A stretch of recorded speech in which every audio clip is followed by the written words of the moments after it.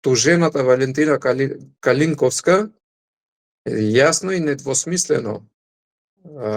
кажа дека навредите, односно заканите упатени наводно од мене,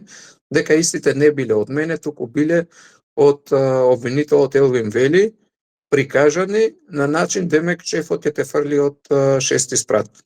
Но јас категорично тврдам дека јас никогаш и нигде не сум упатувал такви закани и такви зборови, а исто така истата потврди дека од моја страна не се кажани зборовите, дека ми го грдиш обвинителството.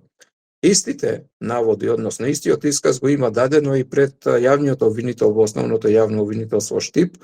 уште во ноември месец 2024 година, и покрај тоа што имало вакви тврдења од страна на наводно оштетената, а сега тужена Валентина Калинковска, јавниот обвинител од основното јавно обвинителство Штип поднесува обвинение со истите наводи. Што значи дека целото